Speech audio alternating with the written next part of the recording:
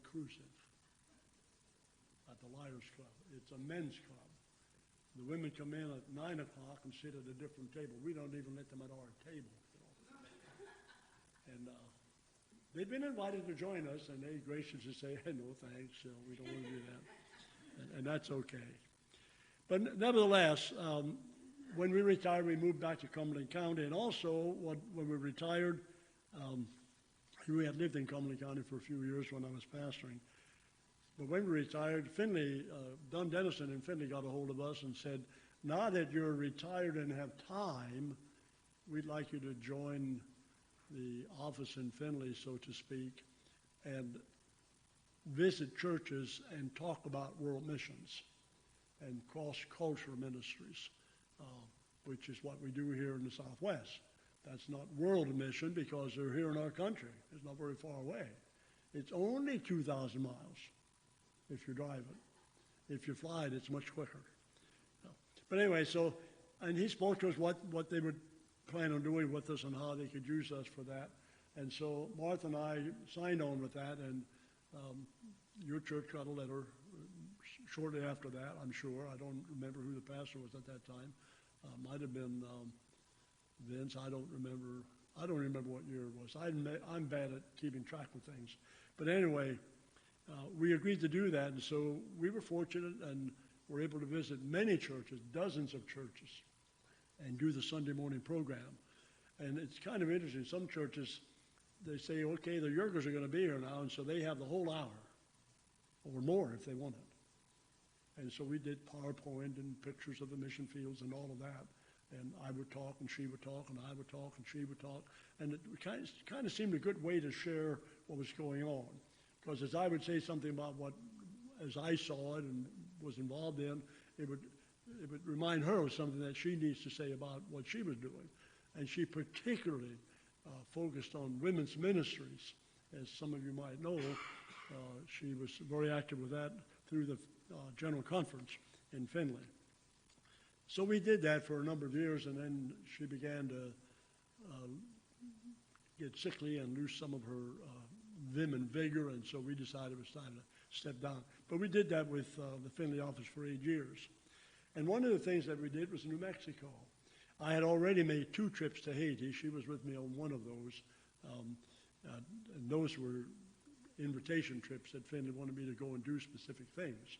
One was to work and get a house ready down there, which is on our compound in Haiti at Pierre Payen. And it was to redecorate the house, get everything painted up real fresh, for the Doug Douglas family to come down and live there as missionaries in Haiti. And so, and Haiti doesn't have a lot of planes going in and out. And the reason for that is very few people want to go to Haiti. It's not a vacation spot. So an airplane came in, and the Douglas family got off of it, and after they were unloaded, we got right on it to leave. And the airline tells you they clean the planes between flights. Don't believe that. That just doesn't happen. They're not on the ground long enough many times to do that. And that was in 86, I believe.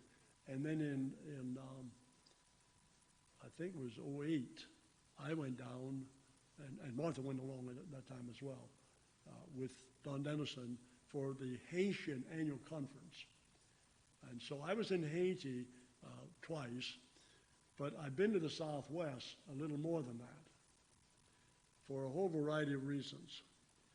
Mission work isn't a week experience.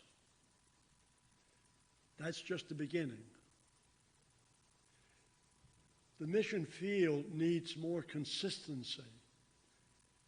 They need to see people year after year after year.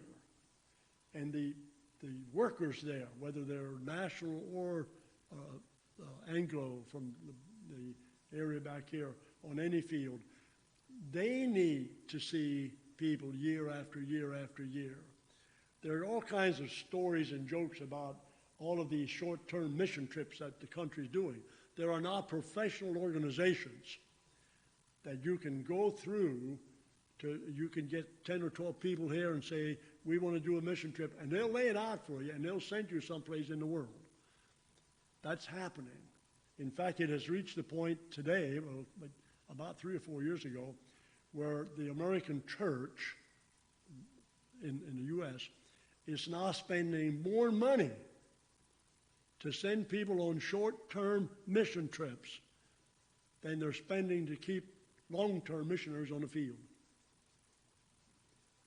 And yet, most of those short-termers never return for a second trip. Most of them never do that. But there are all kinds of stories, and one of them is down in Mexico, which is kind of easy to get back and forth and not that far. It doesn't cost that much. So a lot of youth groups especially go to Mexico. And I was reading an article that Don Dennison gave me shortly after we started doing that back in the 90s. And it was about a specific ministry in Mexico before we had missionaries in Mexico. And our missionaries in Mexico are not Anglos like us. They're Anglo because they're Latino, but they're Mexican people. Caleb and Christina Costa, who are friends of ours, they definitely have spread the Latino work. We were in a little bit of Latino ministry back in East Pennsylvania, in the ERC region. Caleb and Christina came on board, planted a church at Columbia, Pennsylvania, on the east side of Susquehanna River, the town of Columbia, and we brought them on board with the Church of God Mission Board in Findlay, and Commission on Cross-Cultural Ministries, and they have mushroomed. We now have work on the islands, we have work in Mexico, we have work in South America, in 5 different countries. I've been to Venezuela with Caleb and Christina. Martha was with me. They don't study about where to plant a church. They don't do a demographic study like we do. Well, let's see how many people live there. How many other churches are there? What kind of churches are there? Are they preaching the word? No, they just go do it. Martha and I met with them and then took them out to dinner soon after we got to know them in Lancaster. They lived in Lancaster, Pennsylvania.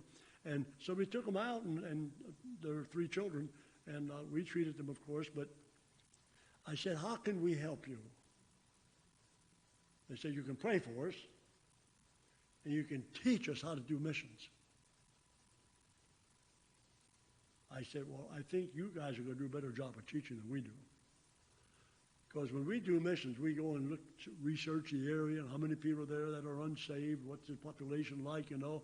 They don't do that. They just say, okay, Joe, you want to go to such and such a town and start a church, a Latino church, speaking Spanish? No, you go. We'll help to sponsor you.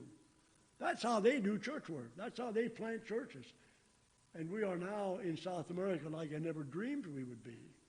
And it's growing, and it's growing rapidly. What does that have to do with New Mexico? Well, I'm leading up to that. I'll get there. I was told I had all day, didn't I? My first trip to New Mexico was in '93. Carol McNutt, some of you know Carol McNutt. He's still living, isn't he? Yeah, I keep getting emails from time to time, but I think he's still around. And so is Geneva, I believe. Is Geneva still living? Is that his second wife? Yeah. His first wife passed away. Yeah. Yeah, I think. Yeah. I don't know they had a third one yet, but yeah. Carol and Geneva were at the Ho-Wan-Nashoni Church. They were at Gomerco, then they went to Ho-Wan-Nashoni to plant the church there, and we got other people to go to Gomerco, and then they went out farther on the reservation to Salee. Have you been down to the Southwest? I know Joe was. But that's our setting there. And Carol and Geneva were up at Salee, and the only way they could even be there was because Geneva was a registered nurse, and Carol became a school teacher, substitute school teacher for the school system up there because they needed that direly. They just badly needed that. I can't go out and live on the reservation, and neither could Carol and Geneva. The Navajo Nation is a sovereign nation unto itself, the size of West Virginia. And they have their own constitution, their own rules, and their own bylaws, their own governors, or board of governors, their own directors, their own chief justice of their Supreme Court. They modeled it somewhat like Washington, D.C., and the one lawyer kept telling Carol, we want to make it just like Washington. And Carol's response was, make it better than Washington. And they learned quickly what that meant. But they're an entity unto itself within the United States. And they may do what they want to do on their reservation as long as it doesn't conflict with the federal government rules and regulations, which is common sense. But anyways, nevertheless, the attorney said to Carol something about planting a church at St. Lee, and Carol said, well, my vision is a church for every Indian behind every tree. We have 3 now, but there's room for many, many more. The Navajo, 2 PhD students at the University of Southern California, working in anthropology, etc., wrote a paperback book some years ago, and the title of it is, The Navajo Are Coming to Jesus. But it's a slow, hard work. And what brings them to Jesus is people who continually go back year after year after year after year to minister to them. I've been there 32 times. Not patting myself. I don't want to break my arm. I can't get back there. But the Lord has laid it on my heart. Martha, I'm not sure how many times Martha's been there, but she's been out there probably 10 or 12 anyway. But what we do when we go there is the most important thing. And we do what we believe God wants us to do for them, not to them. And sometimes when we go on work teams, and that's the kind of team Joe was on, there are several different ways of going or things to do. The most important is prayer walking. We go out and walk around the community praying for the people in the community, et cetera, et cetera, et cetera. And that's what we do. I'm told when I put together the first prayer walking team in my church in Pennsylvania, in Duncannon, Pennsylvania, where I spent 18 years, I had some of those people with me. There were 6 or 7 of us on that first trip. And they said to me, Pastor, we want to go with you on the prayer walk team if you promise us a couple things. I said, what's that? You will not pick up a paintbrush. You will not pick up a hammer. We are going to pray. And that's the first time I'd ever done that. And it was a great trip. And because of the weather out there, and because of the heat, and so there's no humidity out there. It's a dry heat. You don't feel it.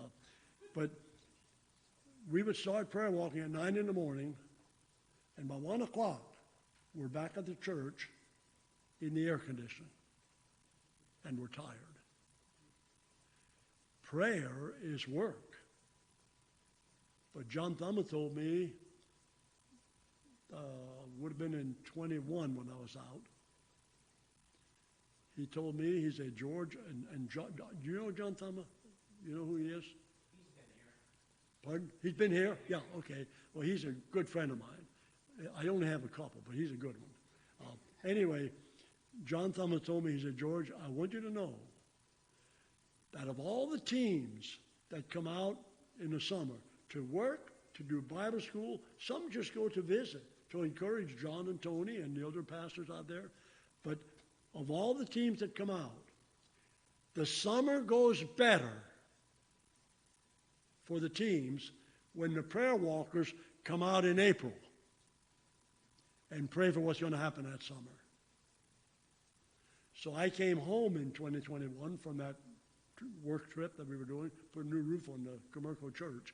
Anyway, I came home, and after talking with John about that, I said, I got up at the Dublin Gap Church, which is where I attend, 3 miles from my house, 150 people.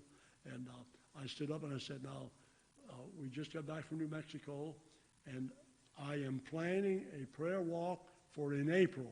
Anybody who's interested in going with me, please see me. But know this, each person who goes will pay their own way, because that church has a habit of raising money, and then everybody gets a free trip to New Mexico, and it's like a vacation. So anyway, I had two people immediately come up and tell me they wanted to go along. And a month later, I had to stand up and say, that trip will not happen. I was diagnosed with cancer and a few other problems. I had an awful fall last year in 21. And so I had to cancel the prayer walk, which was a terrible disappointment to the people out there. But I was out in May. This year again, I went out. But now because of the struggles I have with my body, and it's probably just old age. And some of you remember Dr. Myers, William Myers, that was here in town and was a family physician. Martha was his nurse for 5 years. Dr. Myers told her and told me on more than one occasion, everybody has cancer. Everybody has diabetes.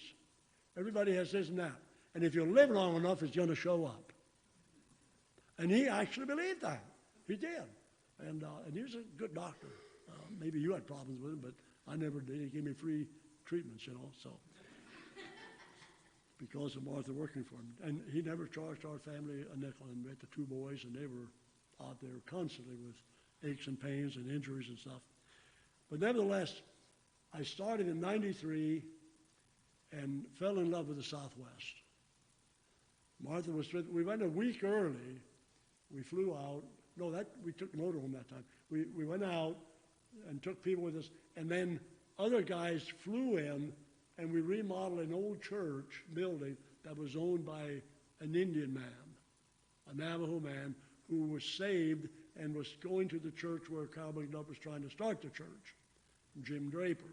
His brother was one of the code talkers in World War II. So we're dealing with an older generation.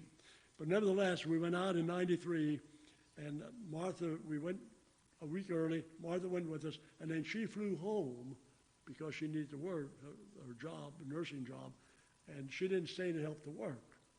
And that's typical of some of the female species. You know, they hang around for the fun time, and then when the work starts, you can't find them anywhere. But anyway, that didn't cost you any extra. So in 93, we remodeled that old Indian church so that we could stay in that church. We fixed up the bathrooms and put in showers, fixed up the kitchen. The Navajo don't maintain things real well. And we had to have the water company come out and dug a hole back there and put a new meter in for the water. They didn't have water in the building for months. But that doesn't bother them. You know. That would bother my wife and my children, but it doesn't bother them. So we remodeled that building so we could stay there. 26 of us went out the next year, and Martha was in charge of a Bible school for Cal McNutt up at Salee. First one they ever had. Didn't even have a church building yet. So we borrowed, rented, used another church building that the Tennessee Church of God, the Cleveland, Tennessee, the Pentecostals had built on an Indian's property. Because we can't buy property to build. The Indian has to give you permission to build on his allotment of land. And so they built a small church there, and then they left. They didn't start a ministry or anything. They just built it and left. And then they expected Tom and his wife, I forget, Begay was the last name, but they expected them to pastor the church and start a church there. Well, they were going to Cal McNutt's church, and they liked it there, and Tom didn't think he was a pastor. Why would he start a church? But yes, his building said he owned his property, but the amount of property that was allotted to him and his family. And so we used that facility to do that Bible school. And Martha she was a good planner, organizer. I'm not, she was. And she got this all organized, and it was a couple months to the trip, and she said, we got to do this and this. I said, well, honey, I'm not going. I was out there last year. I'm not going to go. And your much older sister looked at me and said, yes, you are. Guess what happened? I went. She put me in charge of the sports for the Bible school. I was supposed to come up with games for the kids. Well, what do Indian children play? I didn't know. I was only out there one time, and that was to remodel an old church. There weren't even any Indians around except a few of the guys and the relatives that owned the building. What do you do? How do you play games for Indian children? Well, I know what we'll play. We'll play kickball. Everybody plays kickball, not the Indian children. Well, we'll toss a football around, not the Indian children. In spite of Jim Thorpe being one of the best football players ever to be on the gridiron. So I had all these games to play, and they didn't want to play games. They wanted to sit and study the book. And so I said to my wife after the first day, what am I going to do? She said, sit around and pray. And that's what I did. There were no games. The one family got out there, husband and wife, in their motorhome. They chose to drive for that. The 26 people got there the way they wanted to. Some flew, et cetera, et cetera. Martha and I drove. We took a 3-week vacation, a week to get there, spend a week there, a week to come home. And anyway, and that was a good trip. But nevertheless, we had planned all these things for them, thinking how we think, you know. So the people in the motorhome it was a big-sized motorhome, and they had a big awning on it. So they said, oh, boy, we'll put that awning out, and we'll sit under the shade. And there were some logs laying around, so they rolled logs over there, getting ready for the Bible school on Monday. And it was starting on the 4th of July. So we got everything set up, you know, and we set the caroling up. So how many kids are we expecting? He said, I don't know. I said, well, you know, it is the 4th of July. He said, yeah, but George, that's our holiday. That's not their holiday. There were 6 kids there the first day. They all went to the rodeo. I said, Carol, you've been out here how many years now? And you didn't know they'd be at the rodeo? He said, well, I didn't think they would be from way up. We were 85 miles from town, out on the reservation. He said, I didn't think they'd go into town for the rodeo. But they did. But by Tuesday, we were pushing 70, then 80 kids. And so these people in the motorhome, they were teaching some of the younger guys, and they had logs laying as a horseshoe under that awning. And after the Bible school started at 9 o'clock, and after about 5 minutes sitting under that awning, one of the kids said, Mr. Harry, yeah? Can we put these logs out in the sun where it shines? It's cold under this awning. That's a cultural issue. We do what they want to do. So guess what? That awning was good for Harry and Millie in the afternoon, but in the morning they were sitting in the sun with the kids. So some of that kind of stuff you just learn as you go out and minister to them. So we did that in 94, 95. I think 95 was the General Conference, I believe. And so we made a trip to New Mexico, and then I also went to General Conference. But nevertheless, and I can't tell you what we did each year because I didn't keep that kind of journal. Martha said after my 10th trip, so what did you do in the 7th trip? I said, I don't know. It doesn't matter. Today, I wish I had a journal of all the different things that we did. There were at least 4 or 5 prayer walks. That's a week of prayer walking. And then some Bible schools. Most of the times that I went out, I was doing working on the buildings, repairing and maintenance, that kind of thing. But at Gomerco, this last trip in May, we continued the project of putting a new steel roof on the Gomerco building. You've been there, Joe. It's a big building. It was the original building that sat there, was moved there in 1969 or 71, somewhere in there. And that little reservation has a great deal of coal on it. And so the coal mines were mining, open pit mining. And they were moving down toward Interstate 40 at a little village of Mentmore, west of Gallup. And they wanted to mine where this building sat. And it was a school and church kind of building, you know, that an old couple had. The Conklins were elderly. They were in their 80s. They wanted to retire and get out of there. And so they gave it to us. They gave it to the Church of God. Carol McNutt was instrumental in getting that happen. So they sawed the building in half, the original building, and moved it up there where it is now. put it back together, made it a little bigger, put the kitchen on and the living quarters for Carol and Geneva, and then made the building a little bigger. Then Bob Hattie from Bear Lake area, in Columbia City, I think, I knew him when he was at Bear Lake after he retired from farming. Bob Hattie went out there and he built big garages, 2 stories high, etc. And now you got the main building, which was put there by the coal company. That didn't cost us anything. They cut it in half, moved it up there, put it together. And then you have the buildings built by Bob Hattie, and they're serviceable buildings that we still use, and they're there. And then Robert King from Michigan came, he and his wife, and built between the buildings, and that's the sanctuary now. And that's where the pews are, and that's where the worship services take place. And that roof is a little bit lower than the other roofs. Well, I don't know. Have you ever put a metal roof on a building? You know, these new steel buildings that are going up in the sealed metal roofs, different colors? That is a job. I've never done that. But guess what? A good friend of mine in Pennsylvania has done that. And so I twisted his arm until I heard it creaking. I didn't want to break it. But I twisted Randy's arm to take over my team that I was doing. I've been doing about driving, getting in the van, driving straight through.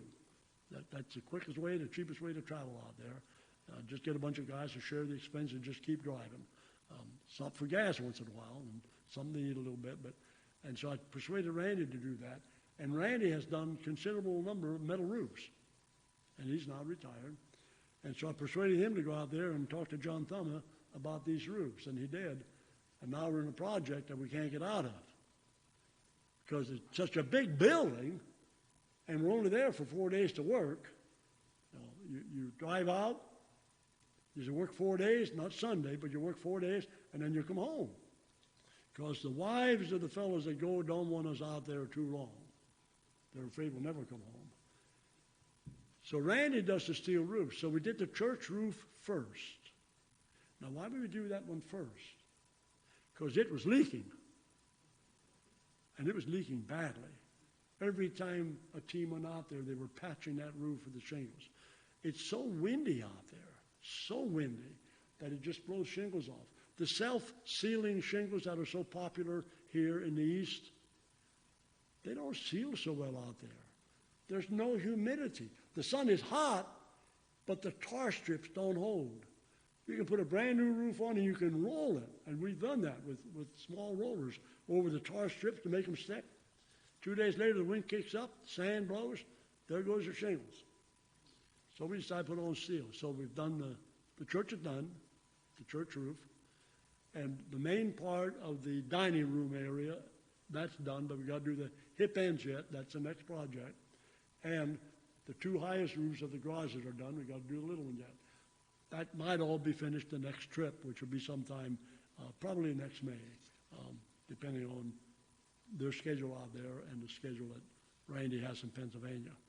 But we put together a great team. They work well together, and we're constantly improving the building and maintaining it. Randy called me the other day and said, "We got another job." I said, where do you get this pronoun we? No. You're in charge. I turn it over to you.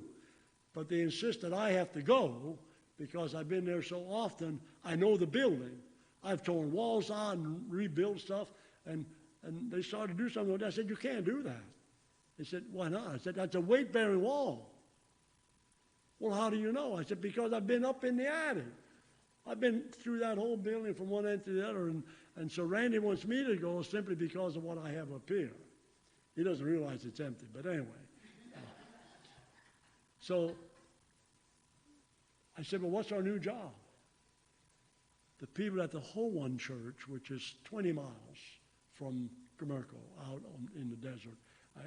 It sits on land that the church owns, but it's on the reservation. It's what they call checkerboard. Some's private, some's owned by the Navajo Nation. And so that we have 5 acres there that the mining company saw to that we got to build that church there. And so that's the Whole One Church. And Bob Petty was might have built the whole thing, but he was instrumental in building that. And that church is a hogan. It's got 8 sides to it, and on the one side, there's an education wing goes out with classrooms and kitchen and that fellowship hall, that kind of thing. They want a new roof on their church too, because theirs is starting to leak. And it was built back in the middle, late 70s, and it still has the original roof on it. And Randy said, "You're going to have to stay alive." He said, "I'm not sure I know how to cut all them angles on an octagon, all them hips." I said, "Of course you do. You've already done it at Gomerco." He said, "Yeah, but it was only 1. This is 8. And it takes a lot more time and a lot more wasted metal, et cetera, et cetera. But that will be the next project for this team when we get the one at Gomerco finished, which should be next spring. The ministries out there are changing somewhat. Gomerco's had quite a turnover of clergy. In fact, the lady that sat next to me across from Janet at brunch the other morning, Mrs. Shoemaker, do you know her? I don't know what her name is. Miss, yeah, just to my left, at the end of the table. Her husband was a pastor. They were Presbyterians. No, I'm sorry, they were Brethren, Church of Brethren, or Brethren Church. And they spend a year at Gallup, at Gomerco Church. And she said, "We met you and Martha in Finland one time when we were interviewing with Don Dennison's Committee on Missions, commission, to think about going out there permanently." And they were already senior citizens. But I'm not quite sure what all happened that they didn't accept that invitation to do that. But they were out there for a year. And she remembered Martha, and she remembered a lot of the stuff that we were talking about. But the Gomerco Church has had quite a bit of turnover in clergy. And just now, they've had another one. My friend John Thama has decided, and he's not as old as I am, but he's pushing that way. And his wife has been quite ill lately. And he had the Gomerco Church and the whole one, Nashoni Church. And so he stepped back from the Gomerco Church, and there's a young couple there. The man is from Michigan, Pine River Church up in Michigan, and the girl is from Indian Head Church in West Pennsylvania. And they are not, and she is already finished with seminary, and I think he will finish up this month with their master's degrees and ordination. And they are now the co-pastors of the Gomerco Church. She is officially the pastor, and when he gets his education finished at Weinbrenner, then he will become a co-pastor with her. And so I talked to him very frankly, and I said something to John, "Do you care what I asked them and how deal with them?" He said, "No, whatever you want to do." He trusts me. And so I just asked him point blank, "How long are you planning on staying here?" And Jacob and Haley Day is their names. And Jacob said, "Well, we decided we'd give it a 5-year commitment." That's only 3 years more than the official definition of short-term missions in our world today. Short-term missions is any mission trip and work on the field that lasts at least 2 years. That's short-term. So they committed to 5 years out there. Will they stay longer than that? Only God knows. I trust they do. The people seem to like them. They get along well. And I was there for worship that Sunday in May, and she had the message. And it was a good message. It could have been better, but she's a young lady. I'm an old man, and I've been around the block a time or two. But she had good content in her message, and the people seem to appreciate them, and so they're willing to work. So pray for them. Pray for Jacob and Haley Day, D-A-Y. They're the new clergy at Gomerco.